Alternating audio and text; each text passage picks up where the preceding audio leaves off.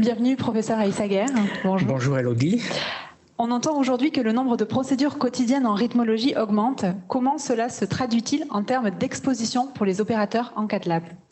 Alors, il y a clairement une exposition croissante des cardiologues interventionnels en matière notamment de rythmologie, mais aussi en cardiopathie structurelle, en raison d'un nombre de plus en plus considérable d'indications dans les différents domaines de la cardiologie.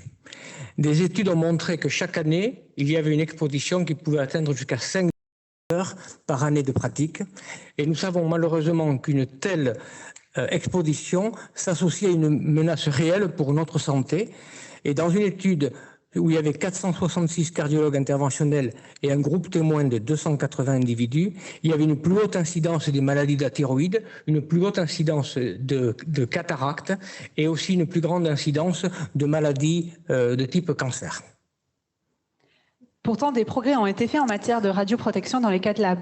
La jeune génération de praticiens est plus sensible à cette question que la précédente. Doit-on encore améliorer la protection offerte par les EPC ou les EPI? Alors, il est clair que ces dispositifs existants offrent une protection qui n'est que parcellaire. Le cou, la tête ne sont qu'en partie protégés et bien entendu les jambes et les bras, en particulier quand on est proche du tube qui délivre les radiations ionisantes. J'avais été impressionné il y a quelques années par une étude européenne où les radiologues et les cardiologues interventionnels avaient un nombre d'incidences de cancer qui était beaucoup plus important sur le côté gauche. Il y avait un nombre de gliomes cérébraux qui était 4 à 5 fois plus grand du côté gauche du cerveau que du côté droit. Et la relation avec l'exposition aux rayons X était tout à fait évidente. Merci. Quel serait alors l'axe de travail pour offrir aux opérateurs la solution de radioprotection nécessaire et adéquate?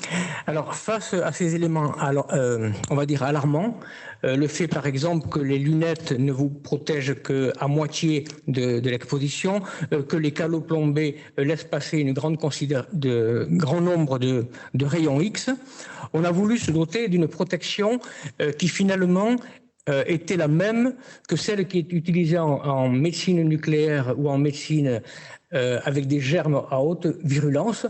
On a voulu créer une cabine dans laquelle on pouvait engager simplement les bras et dans laquelle on pouvait travailler. Et c'est le concept que j'avais imaginé et développé avec la société Le Merpax, le concept d'une cabine radioprotection corps entier.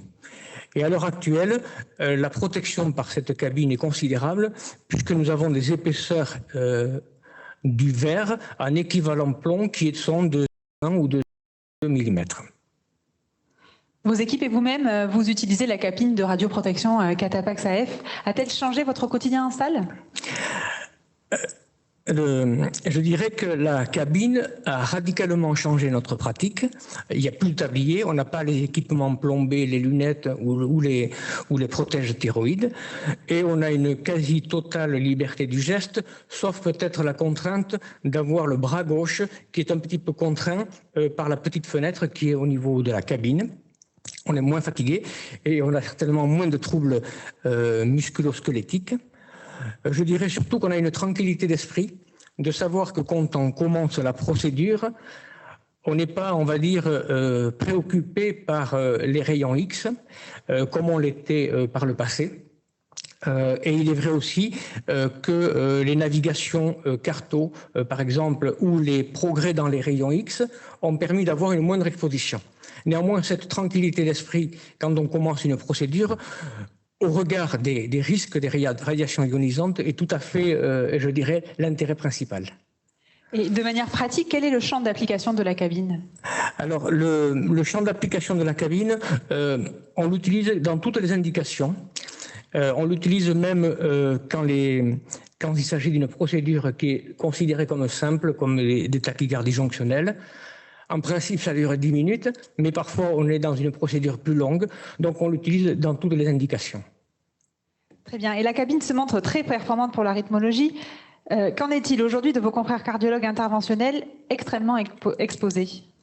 Alors, je dirais tout d'abord que les infirmières dans notre service sont aussi protégées avec un équivalent de 1 ou 2 mm plomb.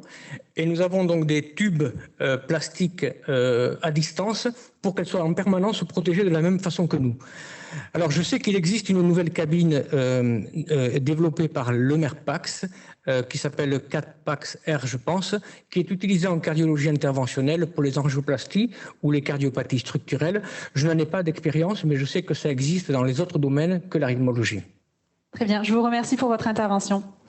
Voilà, je dirais aussi pour finir, je remercie tout le monde de leur attention. Je dirais que si des gens veulent voir cette cabine en action à Bordeaux, ils sont invités, ou dans les autres centres qui en sont équipés.